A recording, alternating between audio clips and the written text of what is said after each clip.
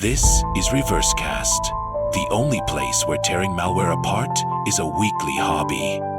Pack your debugger and dive in. Okay. Assalamu alaikum, ladies and gentlemen. Welcome to another series, another episode, REVERSECAST podcast. So actually, this podcast, in each episode, we will gonna invite one expert around the world. And for this episode, we are invited a great guy, have a big name in the industry, especially writing book about malware analysis, doing a training in the Middle East, Europe, and some beside this conference, Arab Cybersecurity Conference. It's Zhassulan, and it's an honor to have you today. Please introduce yourself. Assalamu alaikum wa rahmatullah. I'm happy to hear you and many thanks to you for this invite. And I'm happy to sharing my knowledge with the community. So I hope it will be good time for just free conversation today and some covering some questions about malware, about malware analysis, threat actors, so on. Inshallah. So actually, So, let us start with the first question. What's a mean yeah, malware for you? What's the mean malware for you? What's a malware in your side, in your vision? yeah. I think in my case, honestly, malware is like like an art nowadays because in cybersecurity, malware is one of the fundamental things for the success and for the fail from the any side, from the red team, from the blue team, for example. Yes. If malware is successfully do these goals, it's good for the red teams and bad for the blue teams. And the other side, if you are failed to bypass some security solutions, it's good news for the blue teams and bad news for the red teams. So this is a malware. It's one of the interesting case and interesting path in the cybersecurity in general. It's one of the uh, like a fundamental thing for the cat and mouse game, or Yeah. sometimes I just use this for in general for this like a cat and mouse game or cat and mouse war, like Yeah. cyber warfare today. Actually, nowadays, all the malwares actually close related to each other in functionalities, in capabilities, and maybe some malwares copy a malware from other leaked source code. So, based on your experiences, what's the main point that security researcher and blue teamers should focus on it to spot a main difference between the each samples? Yeah, of course. In general, what's malware analysis? It's not only just doing something from the side of the blue team, or from the side of the analyst. It's like just try to answer the simple questions: what the malware does, how it achieves its goals, and how to detect and stop it. It's the main goals, of course.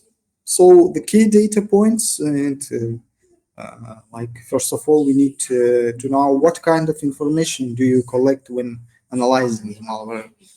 Of course, it's first of all you need to some indicators of compromise. You need to know the some indicators of the type of the malware, or maybe you can answer what is malware do, what's its main goal, and which persistence mechanism is used.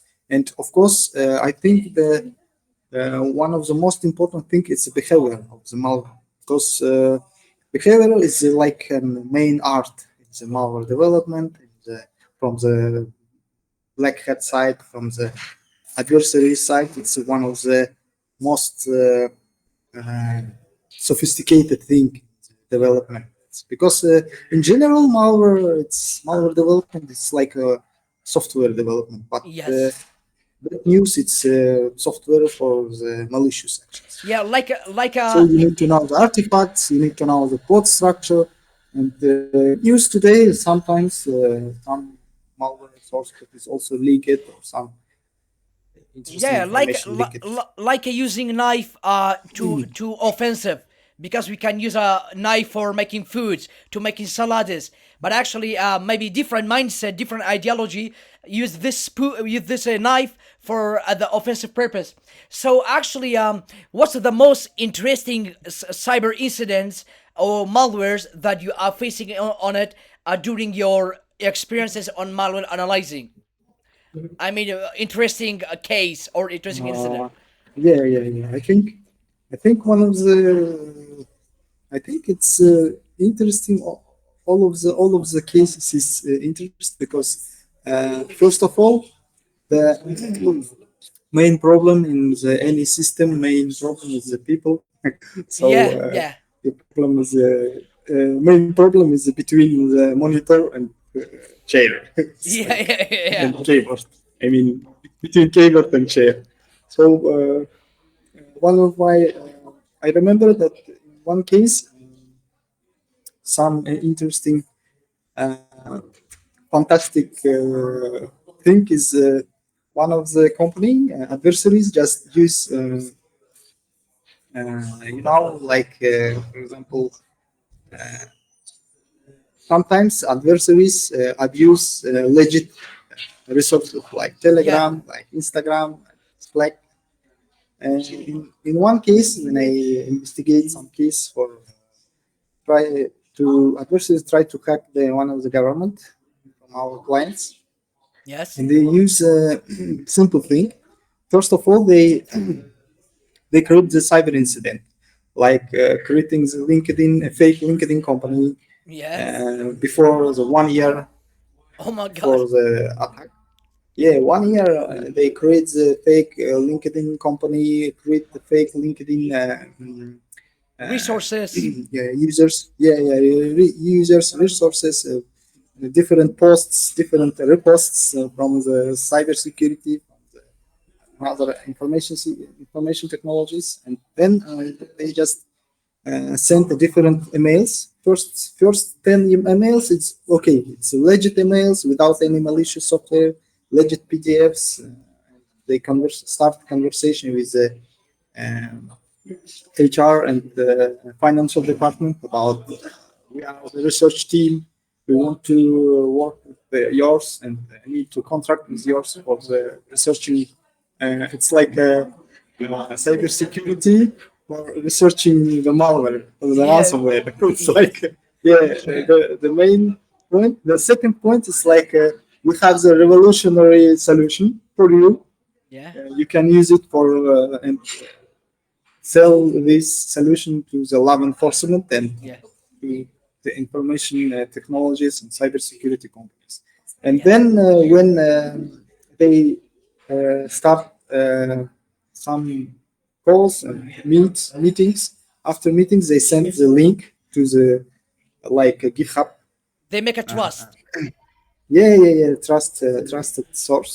Like you can uh, show our paper, like our research paper, and you can use it for the starting our deal in the future. So this file is malicious PDF, malicious Office macro, and after this it's just a classic variant, classic Yeah. kind of the attack. It's with a macro, with a dropper, it's the main malware, which Yeah. Actually, killing the defender, yeah. so on. Actually, actually, it looked like the initial access is a very simple, but actually the process, Yeah. the chain of the attack is a different. Yeah. Um. It's like I'm using all legit things like a legit LinkedIn, Yeah. a Yeah. legit Yeah. GitHub, a legit. They also use Slack for the Oh, secret C2. communication. Yeah. Yeah. Actually, there are some cases using Microsoft Team, using VirusTotal, GitHub, and Yeah. yeah, and other platform, legitimate platform actually for conducting C2 communication. And if security researcher doesn't have experience in this field, maybe the threat actor or adversary will misdirect them to other side actually. Yeah. So, actually, what's your main point, main ideology to profiling adversary, to tracking malware, to tracking C2, to tracking behavior? What's the tool of trade is, and what's your mechanism? Actually, it's a good for our audience and community, of course, because you are a great guy in the community. Yes, thank you, thank you. I think attribution, yes, it's the hardest part, and sophisticated threat actors use false flags, proxy servers, VPNs, code obfuscation, encryption, DGA, cryptography, yeah. and even and even borrow techniques from other groups. It's like some, for example, some foreign APPs just try to migrate the Russian APTs. APTs, and yes, Chinese APTs also use some tricks like using some tricks from the Russian. Also, the same code is even they just they not rename the variables, they not rename the function, just copy and paste. And sometimes all you get is only a possible region or likely APT group based on the infrastructure or reused artifacts. Yeah. But the main trick for how you can track the behavior, first of all, uh, try to simulate everything. Even if you are only entry level specialist, maybe you are not familiar with software engineering, you are not familiar with the malware development. It's a good exercise for understanding the mindset of the red Yes. team. It's like because nowadays we cannot work only like blue team or only Yeah. like red team. Uh, as I said before, it's like a war, like a cat and mouse game. If you want to know how you can bypass something, you need to know how it's working. And the same situation in the malware analysis and the threat intelligence. If you want to know how threat actors is doing some tricks, try to do these tricks on your Yeah. side, from And yourself. Maybe actually, it's not too sophisticated in first iteration. Just step by yeah, step. yeah, Just create something simple malware, and try to analyze it. Sometimes after many hours of the working with analyzing, it's like you have the photographic mind, like, oh, yeah. it's like I see this code, this bytecode before, maybe Yes. from my side, maybe from APQ simulation, maybe in virus total, maybe when you analyze something. And after too many hours of the analysis, you just remember some code blocks because software engineering is the same. You cannot use something new, fantastic language. Yeah. Any language, any programming language is reverse engineering. So that's a Yeah. good news. So Just actually, try to with it. and actually, the Yes. as you mentioned, the attribution nowadays is a very challenging because even threat actor can copy a language of a native another country threat actors and start communicate with the different groups with a different maybe different kind of the formats and so on. So actually they can mimic time zone, metadata, languages, resources, copies, using dozen of proxies. Maybe sometimes they will gonna register domain by other someone name or in other countries or using bulletproof hosting. That's make it more hard to profiling and Yeah, yeah, yeah, attributing. yeah, yeah, yeah, yeah. You totally agree. Intentional, one of the most false flags is intentional misattribution, like inserting Russian strings in Iranian code, inserting Arabic strings in maybe like Chinese group APTs also. For example, nowadays most of the threat actors is using Chinese strings or Russian strings when they attack the uh, English-speaking companies Yeah, in Europe, US. and actually they believe it. Another bad news is nowadays cybercrime and cyber wars is international. One campaign may involve actors from several countries. Yeah, actually, the bad stuff here, the bad thing is here, is that this team doesn't have awareness. They don't have awareness. They believe that is Russia. Maybe he is from China. Maybe he's from USA, Germany. But actually, because of the language of talking, he is from Russia. He is from China. He is from Vietnam. But actually, it's not, and that's a lack of the awareness. Actually, Yeah. imagine maybe I have wrote a blog about the adversary profiling. It's a two parties. The part one is done. So actually, imagine someone send you a document. Maybe your colleague, the person that you are working together, and this email, your email thread has been compromised, and threat actor deploy a malicious payload, malicious document to you, and you don't call your friends for indication. Most companies have this issue nowadays.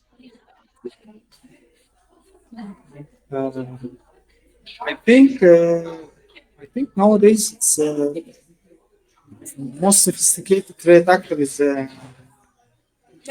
Chinese APTs because without Chinese it's another landscape. Yes. Like they use different military units for the cyber attacks. Even if it's like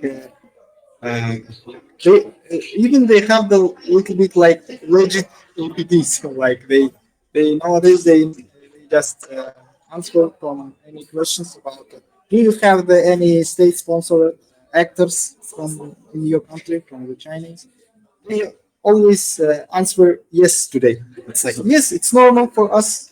We are doing this. It's like cyber intelligence, like we're using a cyber espionage for Yes. the political actions Motive. or another things. Yes, yes, political motive.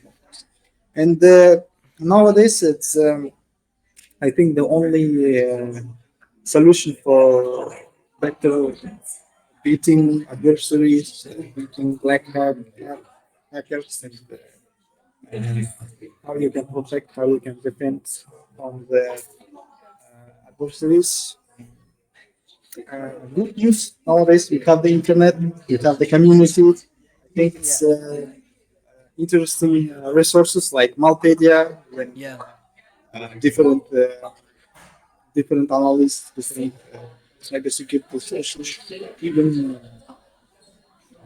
government use it some resources for exchanging Informations. Maybe. yeah, information, exchanging information, and sharing the knowledge, the experience, because it's a good thing. Because you cannot beat big, advanced, persistent threat from your side and not only use your experience. Because Yes. sometimes someone have another incident, like it looks like the same incidents. It's like your incident and his incident. It's only a little bit different. Yeah. And For me. the good news, you have to share your experience, how you can detect it.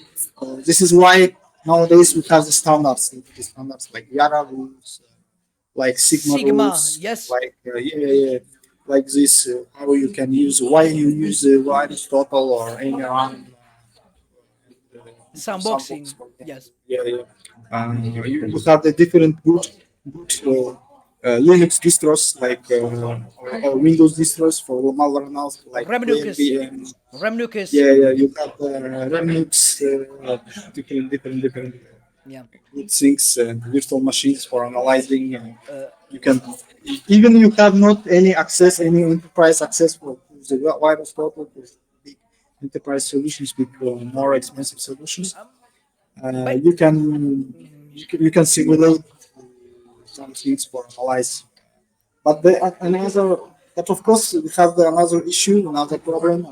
I say always say about this. We have a little bit inequality yeah. for cybersecurity knowledge. For example, honestly, in general, why I like sharing my knowledge with the community because nowadays we have the too much too expensive courses like offensive Yeah. security or other courses. Sans. It's too much. yeah, it's science course, of course. It's for example, maybe for some specialists from the Europe and US, it's okay. But what about countries like Asian, Philippines, India, Asian countries, yes, African Middle countries East, like Afghanistan, Kazakhstan, yes, Middle East countries and African countries? You cannot pay too many fees for only for courses, only for getting some trainings. It's awful. It's abnormal. It's inequality. Because, you have, nowadays it's cyber warfare. Nowadays it's the main type of the war today. yeah, So we need something. We need some tools and some open source things. Uh, we need to develop always open source code exchange experience. I think it's Alhamdulillah. We have the Alhamdulillah, internet. These good peoples from around the world. yeah, Not only me. I mean, we have the mother. For example, you know, Carlos Bolot Martin, one of my good friends, yeah, author of the Limpes instrument. Um, Antonio dos Santos from Brazil. It's yeah. For another red good teaming, guy. Good guy. Yeah, it's share the knowledge with the community. And Alhamdulillah, we have another Alhamdulillah. guys. I don't remember. I forgot them. Sorry about this, but we have too many interesting guys. Even uh, to be honest, sometimes I just found some interesting blogs in only Chinese language for them. Also Yeah, good. Also sharing interesting things. I think it's good for Chinese speaking community, for example. yeah, I have the interesting Russian blogs, of course, for Russian speaking community. Well, yeah. Spanish speaking Latin America community. It's good. It's good. It's really good. It's like sunshine. Yeah, actually, it's Dark side is because yes, it's a cyber crime. we have to help each other. So one of the main goal of this podcast is give information to community based on your experience, my experience, other experience. Yeah, Because yeah, as you like, mentioned, something like imagine this. for people in Brazil, from people in Ecuador, in Argentina, in Africa, it's a very hard to buy a courses maybe for $500 because it's Yeah, maybe yeah, yeah. maybe a salary of the 1 month or 2 month or 3 months. So we have to make a open sources, write maybe sometimes free books, free courses, free blogs to share and show the roadmap to the community because maybe as I mentioned it, the one price of cents is equal marriage in my country. So I always using marriage Yeah, instead by a sans course. yeah. Yeah, It's like like memes about when you get the receipt from your card, and uh, it looks like you buy ring or you buy sans course. yeah. It's like this. Ring. I will choose a ring. Yeah, yeah, So actually, for example, malware authors are always trying to mimic security analysts.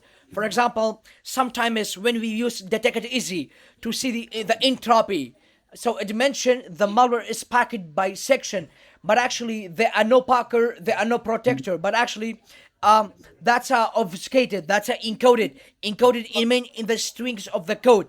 So that's true. We have a lot of tools like d4 dot, like .NET Raptor Slayer and other toolkits. yeah, But actually, yeah. what's the main goal and main point to the new by security researcher or for me for other community to spot that malware is packaged or not? Not by signature. I know the signature can detect it, but actually without the signature, how we can identify this malware is packaged, encoded, obfuscated? I think, for example, from my side, I have a little bit advantage because actually my main I have the good mathematical background. So nowadays, I think it's a big advantage for not only in cybersecurity, even in information technology. It's a big advantage if you have the fundamental knowledge about math or physics or chemistry. When you have the engineering mind for working with the computers. The problem is that nowadays, for example, for math, from the science side, it seems like not so hard because you have too many different tricks like Shannon entropy, like different S-box measurement, non-linearity, even for example, threat actors using more sophisticated cryptography algorithms for cracking or obfuscating. But from mathematical side, you can use different tools and tricks like measuring different things like entropy, like S-box non-linearity, another things like Wallstrand ones. You can use different formula and you can get measures. It looks like abnormal. But actually, for example, maybe regarding to the entropy. So actually, Yeah, yeah, yeah. we have an entropy by total, and we have an entropy by section. For example, each section have their own entropy. But actually, the Yeah, yeah, yeah, yeah, yeah. threat actor can insert a dummy code, a lot of junk coders. For example, it's available in a malicious Yeah, script yeah, yeah, of like course. a batch, and that's make it high entropy. Okay, but in Yeah, yeah, general, yeah, yeah, yeah. so Yeah, yeah, yeah. how we can bypass this Totally, trick. totally agree with you. As I said before, it's like a war. So you cannot go to the war without any blood in this war. So you need to you need to try to. This is why, for example, why you need to develop malware. It's because from the ethical hacker side, it looks like illegal. Yes, at first look, it's like, no, why we need to develop, why we need to create spyware, why we need to create ransomware. It's abnormal, it's illegal. Why you should, for example, one of the most popular question from my readers, from my community, like, why are you teaching the malware development? Because your blog not only reading ethical hackers, also, for example, some APTs also read my blog, so they just ask. Sometimes I have experience. They ask like, "Can you help us for this piece of code? It's not like a little bit tough to understand. Can you help me?" So like this, but it looks like if you need to try finding and try to do the best. Just try to simulate this, and maybe you have some patterns. For example, and sometimes for entropy you can use traffic analysis. For example, some you need to know why we have the Yara rules in this site at this point, because Yara rules you can set not only just measurement some entropy or something like this, but you can find the patterns of the bytecodes. For example, some bytecodes is similar. Even if you use cryptography, even if you use junk codes or simple stupid things like fake measurements or fake calculations for the bypass time distortion, for example, in some cases malware use instead of using sleep, you can use fake calculations for Yes. bypass analysts. Uh, for this purpose, I think you need to use some bytecode analysis. You need to do it in reverse engineering uh, because another big problem nowadays, if you, for example, from the red team side, from the adversary side, if you if you want to get a quick result, quick uh, success, you can use just something like Rust or like another Go line. You use it, you use it for malware development. It's really hard to analyze from the grouping side. Yeah, yeah. But if you want to understand how it's working, actually how it's working under the hood, This is why you need to now little bit familiar with C, with assembly, with sometimes try from yourself, uh, even try to understand how it's computer. As Yeah, I this is said very important. before, yeah, as I said before, some nowadays some software engineers unfortunately not understand even how computers work, Yeah, yeah, that's a main because you have issue. the big resources, like you have the 16 gigabytes of the RAM, you have the too much memory in cache, you have too Yeah, much memory, too much threads in CPU. So yeah, you yeah. don't need to understand how you optimize this code. For example, 50 years ago, 60 years ago, software engineers have the really big problems with when you need to optimize your code, when you have only few kilobytes of the RAM, you have the few kilobytes of the disk, and you have the only few time for your compilation or compilator like this. So nowadays, it's too much stupid code nowadays. And this is why too many buffer overflows, too many In order vulnerabilities in leakage. products, even in enterprise products, big products like Microsoft, like Tesla, like Apple, like most of them.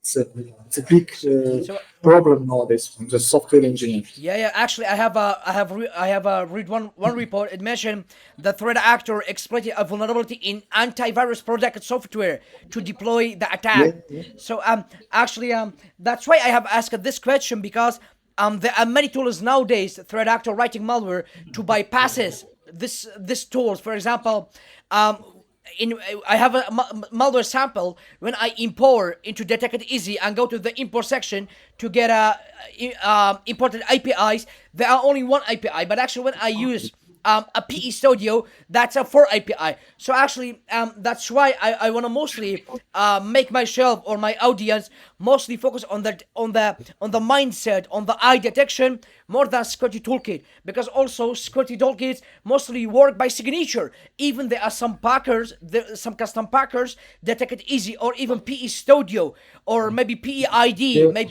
maybe PEX info cannot detect it.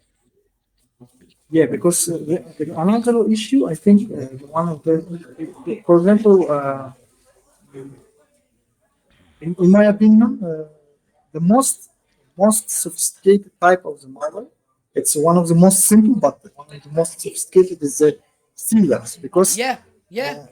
because in general stealers it looks like legit, because you just abuse some legit API Paths. and legit resource, just send exfiltrate all your information and send you with the legit API. It's in firewall, in DLP, and another security systems. It looks like just sending some information to the exchange with the API, exchange with the GitHub, exchange with the Instagram and Slack. social media. It looks like it UBS, like Slack, like Discord. Uh, Yeah. So actually, I think it's there are really dangerous today. there are another important question. So actually, maybe 10 years ago, the nature of the behavior attack is a very different than nowadays. For example, nowadays. We have a sharp EDR checker, so threat actor maybe deploy this script to see there are any antivirus protected, or using WMI Yeah, or yeah, yeah, PowerShell yeah. to get information about I about think a another big problem is like they ask you for the most of the previous question from your side. It's software engineers, that's black hats. It's too lazy.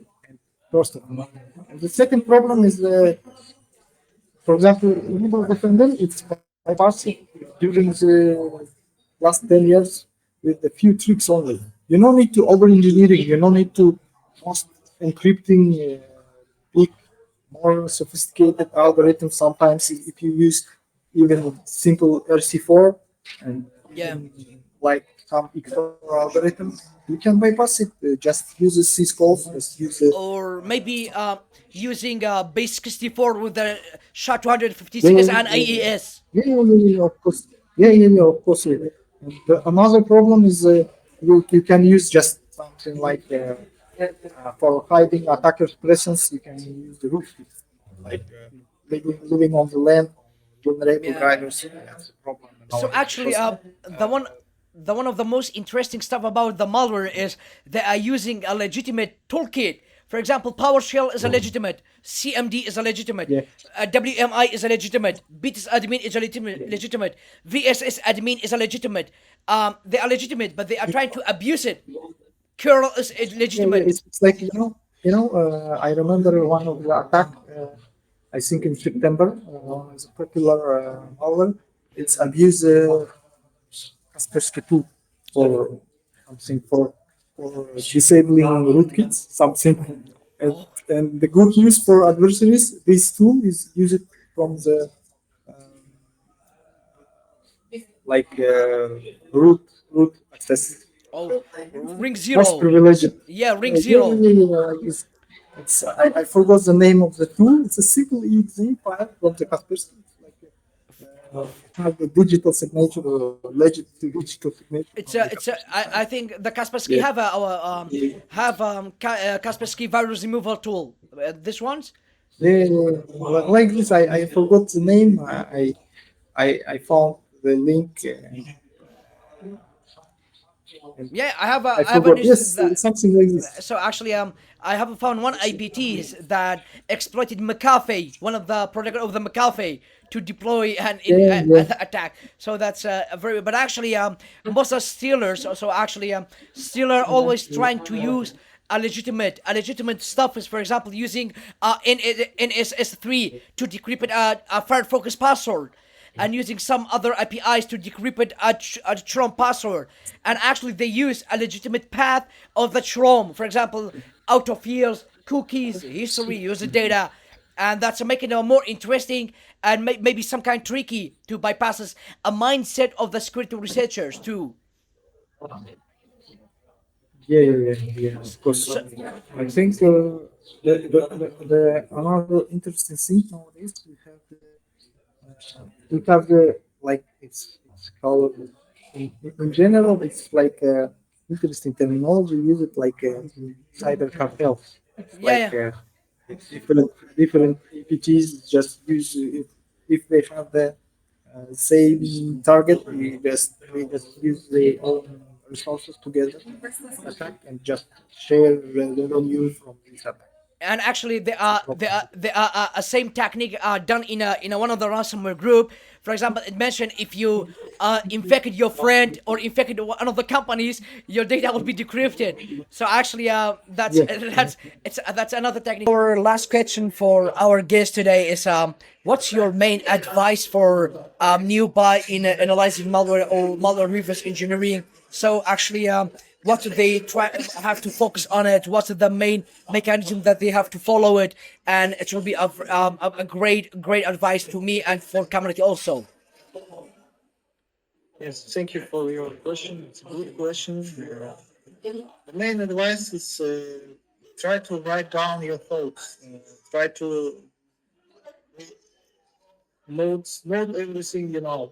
Note every thing, every knowledge you know. Even if they seem crazy or wrong for you, even if you feel that it's not important for you. But in this case, maybe it's too important for another specialist, or for even if you feel like it's not deep knowledge maybe for you, it's not new, but for another guys, it's not only in cybersecurity, it's not only in information technologies. I think maybe it will help someone.